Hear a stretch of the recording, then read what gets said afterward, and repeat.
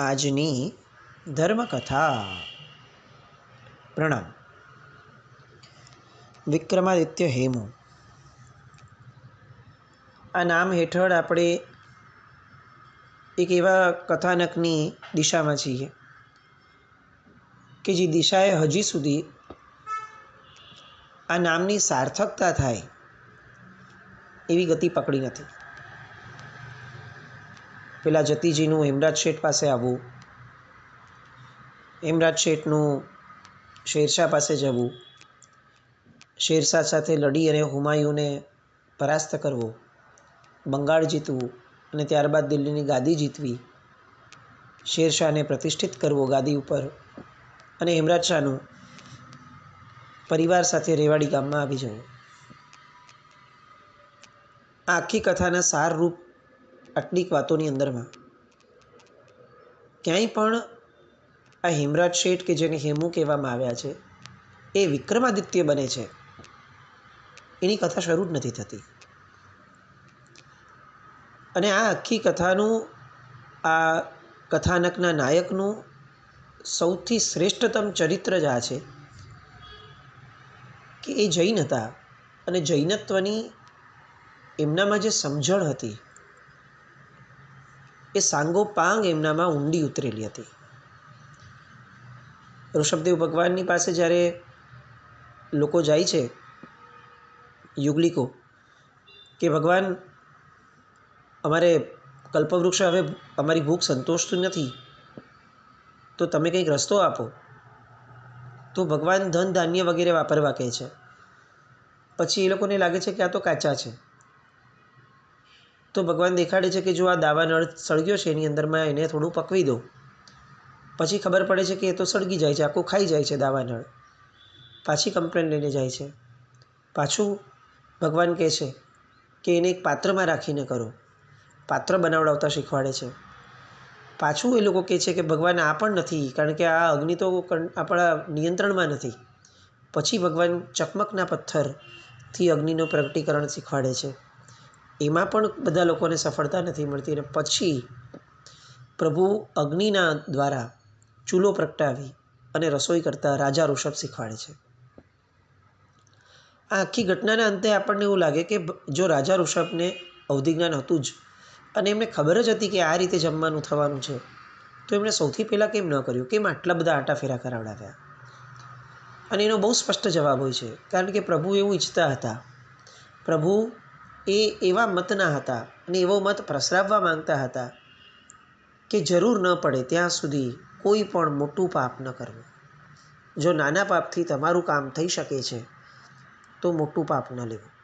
જો નાની સગવડોથી તમારું જીવન વ્યતીત થઈ શકે છે તો મોટી સગવડની આકાંક્ષા ન કરવી, મોટી સગવડ માટે કોઈ યત્ન પણ ન કરવો. આ રાજા ઋષભનો સંદેશ હતો. અને એ સંદેશ પ્રમાણે આ હેમરાજ શેઠ એ એમના લક્ષ્ય સમા મૂર્તિ ભંજકોથી મુક્તિ અને દિલ્હીની રાજગાદી એવા વ્યક્તિના હાથમાં જાય કે જેમનામાં આર્યપણાના સંસ્કાર હોય અને આર્યપણું ટકાવી રાખવા માટેની હામ હોય. આ લક્ષ્યની અંદરમાં અલબત્ત એમણે જેને સિલેક્ટ કર્યો, જેમને પસંદ કર્યો, એ વ્યક્તિ આર્ય ન હતો, પણ તેમ છતાં પોતાની મૈત્રી ઉપર અકબંધ ભરોસો રાખીને એમણે એ કર્યું. પણ હવે તો એ સમય પણ વીત્યો, શેરશાહ મૃત્યુ પામ્યો. હવે એક અંતિમ ચરણ તરફ, એક અંતિમ દિશા તરફ આ આખી કથા, સમયગાળો એ લઈ જાય છે. આપણે ગઈકાલ સુધી જોયું, ગયા વખત સુધી, કે શેરશાહના બંને પુત્રો જે સુખેથી રાજ્ય કરી શકતા હતા, બંને અત્યંત ગુણિયલ હતા અને તેમ છતાં બંનેની વચ્ચે મતાંતર ઊભો થયો. અને જે આદિલ શાહ બધું જ છોડી અને ધર્મમય જીવન પસાર કરવા માટે વહી ગયો હતો, દૂર ચાલ્યો ગયો હતો, એ આદિલ શાહને પકડી અને દિલ્હી લાવવામાં આવ્યો. હવે યુદ્ધ ખરેખર બે ભાઈઓનું હતું, એની જગ્યાએ ખવાસ ખાન, એક શ્રેષ્ઠતમ સેનાપતિ કહી શકાય, અજેય વ્યક્તિત્વ કહી શકાય, એવા વ્યક્તિત્વની સાથે સલીમ શાહને લડવાનું આવે. સલીમ શાહ યુદ્ધ કરતાં પહેલાં પણ પોતે બહુ જ શ્યોર હતો, પોતે કન્વિન્સ હતો કે આ યુદ્ધ ન કરી શકાય. કેમ? કારણ કે સામે ખવાસ ખાન છે. જે ખવાસ ખાને મારા પિતાજીને, જે ખવાસ ખાને આખા ને આખા સૈન્યને પોતાના દિશા સૂચનથી આટલા બધા યુદ્ધોમાં જીતાડ્યું છે, એ ખવાસ ખાનની સામે આજ સુધી એક પણ યુદ્ધ ન લડેલો એવો આ સલીમ શાહ એ ટકી જ ન શકે. રસ્તો વિચારતા એમની બીબી એમની પાસે આવે છે અને કહે છે કે તમે ખવાસ ખાનની સામે બીજો મોટો ખવાસ ખાન ઊભો કરો. અને મોટો ખવાસ ખાન એટલે હેમરાજ શેઠ. સલીમ શાહ રાતોરાત દિલ્હીથી પોતાના એક શાગીર્દને લઈ, પોતાના વિશ્વસ્ત સૈનિકને લઈ અને નીકળી પડ્યા. છેક આવવાનું હતું બંગાળના ગામમાં, રીવાડી ગામ રજપૂતાનાનું.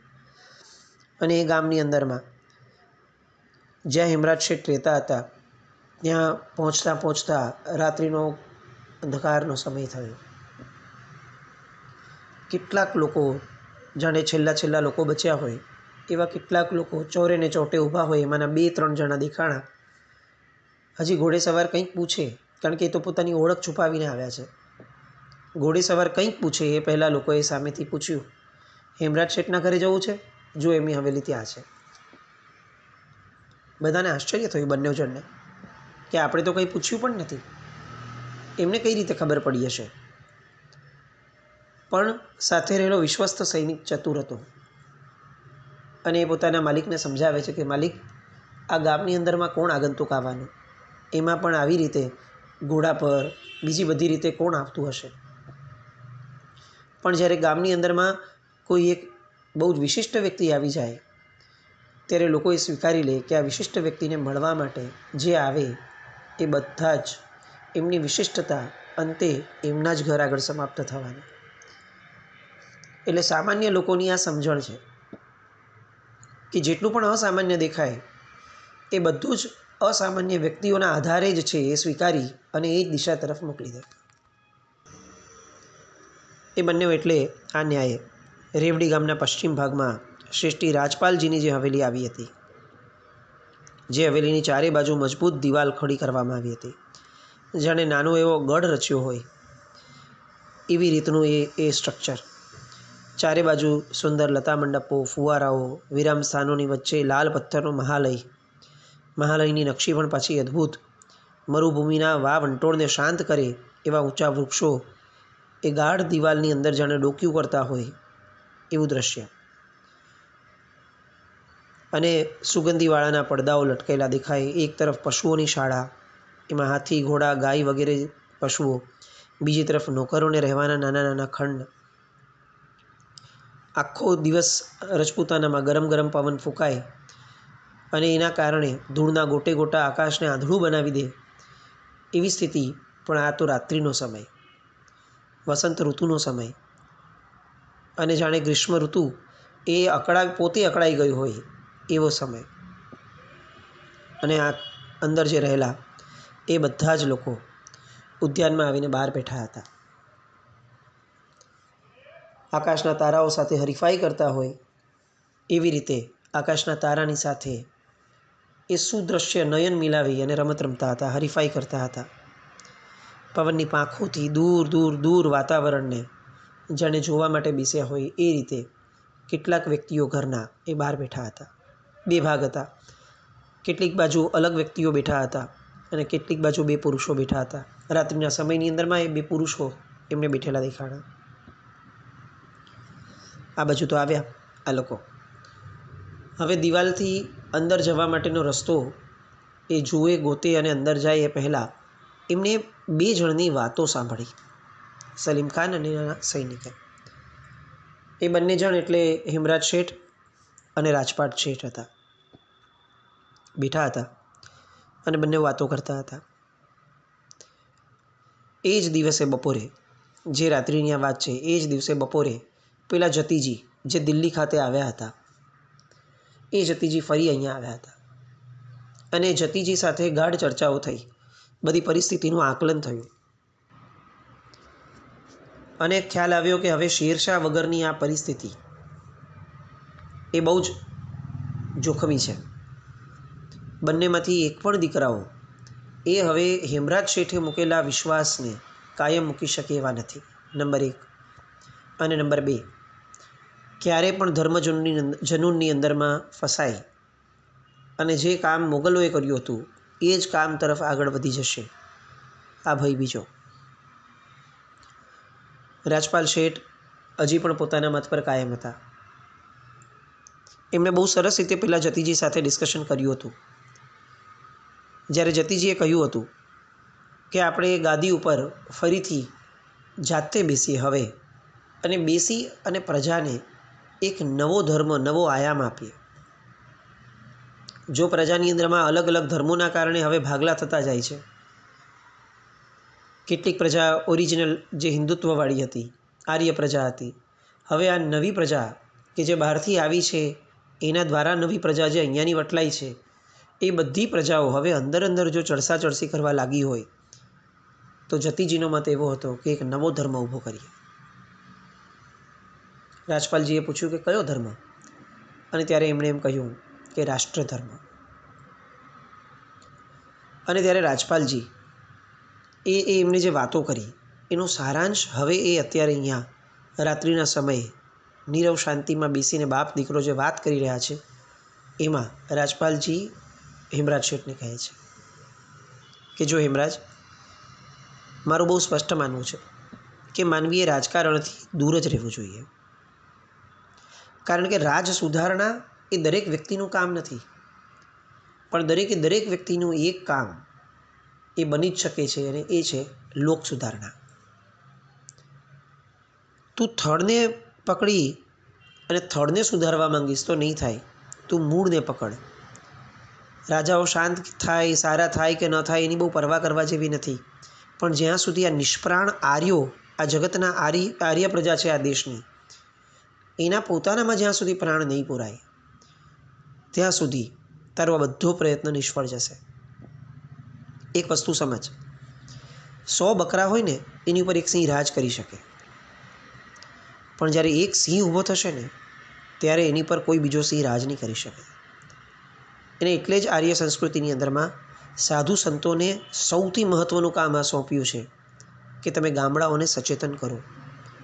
રાજવંશ આવે કે જાય, સામ્રાજ્ય જન્મે કે મરે, સત્તાના કેન્દ્રો બદલાય, હરે ફરે, જે થવું હોય તે થાય, પણ જ્યાં સુધી આપણી પ્રજા સાબૂત છે, આપણી પ્રજા હજી પણ ધર્મના શાસ્ત્રોના પાઠની અંદરમાં ડૂબેલી છે, કીર્તનના શબ્દોની અંદરમાં રમતી હોય છે, જ્યાં સુધી આપણી પ્રજાની અંદરમાં દાન, દશેરા, દિવાળી જેવા બધા તહેવારો ઉજવાય છે, હજી આપણી પ્રજાની અંદરમાં જ્યાં સુધી પંડિતોના ઉપદેશ સાંભળવાના રસિયા લોકો છે, ત્યાં સુધી આપણે કદી પણ આ દેશ ભ્રષ્ટ થઈ જશે એની ચિંતા કરવા જેવી નથી.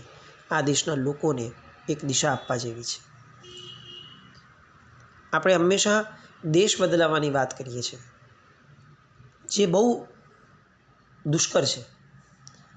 એવું પુણ્ય એ તો બહુ ક્વચિત લોકોને મળે, પણ જો લોકોની મનની દિશા બદલાવી દેવામાં આવે તો દેશ બદલાતા વાર નથી લાગતી. રાજપાલજીએ મત મૂક્યો પોતાનો, અને હેમરાજજીએ કીધું કે પણ પિતાજી, દેશના આંગણે યુદ્ધ આવી ગયું છે. જ્યારે રાજા ઉત્તમ નથી, જ્યારે કોઈ અદલનો ઇન્સાફ નથી થતો, તો કઈ રીતે વ્યવસ્થા ટકશે? અને રાજપાલજીએ કીધું કે જો ગામડાઓ સજીવન થશે તો રાજકર્તાઓને આપોઆપ આવીને નમવું પડશે. દેશનો ઉદ્ધાર ઈચ્છવાવાળા લોકોએ ધર્મના ઉદ્યોતની ભાવનાઓને આગળ વધારવી જોઈએ. જે લોકોને રાજસેવા દ્વારા દેશ બદલવો છે એ લોકોએ સમજવું જ પડશે કે લોક સેવા નહીં થાય ત્યાં સુધી આ રાજસેવાનો કોઈ અર્થ નથી. પિતા પુત્રની ચર્ચા ક્યારેય ન પૂરી થાય એવી ચર્ચા ચાલી રહી હતી. આમાં કોનો મત સાચો, કોનો મત નબળો, કોણ વ્યવહારુ, કોણ આદર્શની વાતો કરવાવાળો, એ નક્કી જ ન કરી શકાય એવી ચર્ચા. બહાર ઊભો સલીમ શાહ એ સમજે છે કે મારા પિતાજી કેવા વ્યવસ્થિત વ્યક્તિના હાથથી ઘડાયા હતા, અને એ એની અધીરાય એ હવે દેખા દે છે. ત્યાંના સૈનિકને કહે છે બહાર ઊભેલા દરબારને કે જરા એમને કહો કે 2 જણ મળવા આવ્યા છે. બંને જણા સમાચાર મોકલાવે છે. હેમરાજ શેઠ બોલાવે છે અને બંને બાપ દીકરો બેઠા છે, પિતા પુત્ર. ત્યારે આ સલીમ શાહ અને એમનો વિશ્વસ્ત સૈનિક જાય છે અને જઈને તરત કહે છે, શ્રેષ્ઠીરાજ, હું સલીમ શાહ છું. અને તરત જ હેમરાજ શેઠ ઊભા થઈને પૂછે, ઓહો, તું તો કેટલો જવાન થઈ ગયો. અદ્દલો અદ્દલ તારા પિતાજી જેવો દેખાય છે. મારો શેર એ જુવાનીમાં એકદમ આવો જ દેખાતો હતો. આવો જ એનો પગનો અવાજ, આવું જ એનું ગર્વથી ઉન્નત એવું શિર, આવું જ એનું ગંભીર એવું મોઢું. તું જાણે હૂબહુ મારા શેર શાહની આવૃત્તિ છે. બેસ બેસ. અને ત્યારે સલીમ શાહ કહે છે કે તમારી આ પ્રીત મારા પિતાજી સાથેની બાળપણની, તમે જ્યારે એકબીજા સાથે રમ્યા કર્યા બધું જ થયું, ત્યારે આ બધી જ વસ્તુના અંતે જ્યારે મારા પિતાજીનું મૃત્યુ થયું ત્યારે એમણે એક શબ્દ કહ્યો હતો. આજે હું એ શબ્દ તમને સંભળાવવા અને એ શબ્દનું ઋણ ચૂકવડાવવા હું આવ્યો છું. હેમરાજ પૂછે છે, કયો શબ્દ? મારા મિત્રનો અંતિમ શબ્દ કયો હતો? અને ત્યારે એમણે એમ કીધું કે જરૂર પડે હેમરાજ ઝવેરીને, મારા વફાદાર દોસ્તને યાદ કરજો.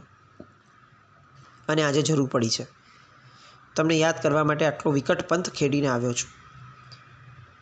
શેઠ, શેરશાહનું સામ્રાજ્ય ભાંગીને 2 કકડા થવાની અણી પર છે. એના હાથ જેવા 2 દીકરા વેરના મેદાનમાં આવીને ખડા છે. અને આ બંનેની સાથે સીપે સલાર ખવાસ ખાન, એને કઈ રીતે સંભાળવો એ બીજો મોટો પ્રશ્ન છે. મુબરીઝ ખાને આપેલો દગો, એ બધી જ વાતો એમણે હેમરાજ શેઠને કરી. અને હેમરાજ શેઠના મોઢામાંથી સહસા નીકળે છે, આ તો શેર ગયા અને શિયાળિયા મેદાનમાં આવી ગયા. અને તરત જ કહે છે કે હું તો રાજકાજથી અલગ છું, મારા પિતાજીની પણ અનિચ્છા છે. રાજપાલજી ત્યાં ઊભા જ છે. અને એ સમયે પેલો સલીમ શાહ એ રાજપાલજીને કહે છે કે જુઓ, ભૂલ થઈ છે, માફ કરવા જેવું છે, પણ મારું શિરછત્ર એટલે કે મારા પિતાજી એ તો ગયા. તમે મને તમારા દીકરાના મિત્રનો દીકરો ગણો તો દીકરો, આજનો કહેવાતો શહેનશાહ ગણો તો શહેનશાહ, અને તમારા આંગણે આવી ઊભેલો ભિખારી ગણો તો ભિખારી. પણ હું ભીખ માંગવા આવ્યો છું કે મને એક શિરછત્ર આપો. મારા માથે જ્યાં સુધી હવે કોઈ શિરછત્ર નહીં હોય ત્યાં સુધી મારું અને આ દિલ્હીની ગાદીનું અસ્તિત્વ એ શક્ય નથી. હેમરાજ શેઠના પિતાજી રાજપાલજી બહુ જ સ્પષ્ટતા સાથે એને એમ કહે છે કે સલીમ શાહ, રાજકાજ એ તો જ્વાળામુખી જેવું ગણાય. એમાં જે ગયા એ ગયા. અને જનારાઓ એકલા જતા હોય તો ઠીક, પણ એ જ્યારે જાય છે ત્યારે એના આખા કુટુંબને, એના સંતાનોને પણ ઘણું વેઠવું પડે છે. મેં પણ સુબાઓને ત્યાં ચાકરી કરી છે. હેમરાજને ઝવેરી રહેવામાં જ માલ છે. હેમરાજ એકલો નથી, એનું કુટુંબ છે. અને સલીમ શાહ ત્યારે એમ કહે છે કે મને મારા પિતાજીના છેલ્લા શબ્દો, એનું શું કરવું મારે, મને આપ એ જણાવો.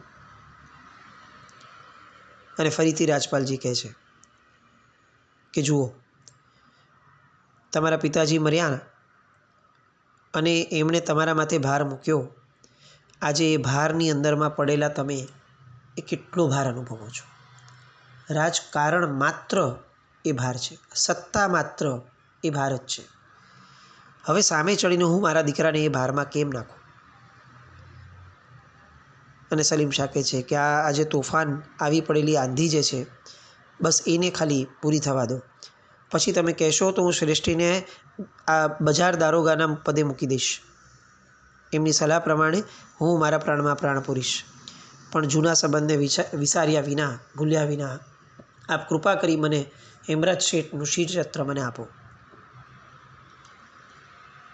અને બસ છેલ્લે રાજપાલ શેઠ એ અંતે ભાવિ ભાવ સમજી, પોતે ધર્મના જાણકાર છે, પોતે રાજકારણના જાણકાર છે, જીવન આખાના અનુભવના વિધેલા છે. અંતે સમજે છે કે દેશને પણ જરૂર છે, ધર્મને પણ જરૂર છે, અને છેવટે ભાવિ ભાવ કહી અને પોતાના દીકરાને કહે છે કે જાઓ હેમરાજ શેઠ, તમે આમ પણ હેમરાજ શેઠ રહેવા સર્જાયા નથી.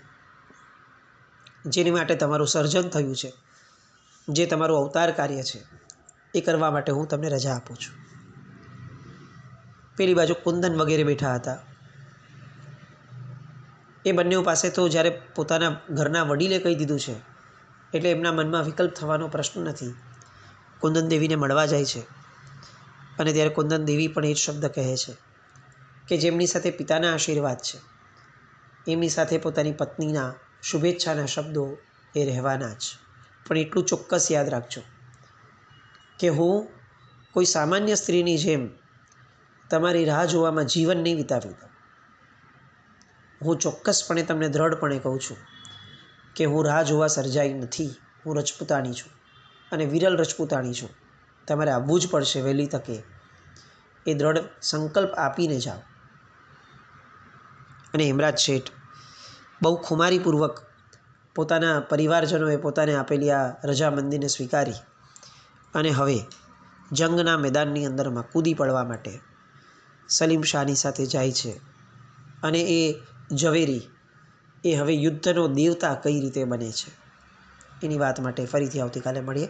જીના આજ્ઞા વિરુદ્ધ કંઈ પણ બોલાયું તો મિચ્છામિ દુક્કડમ. જૈનમ જયતિ શાસન.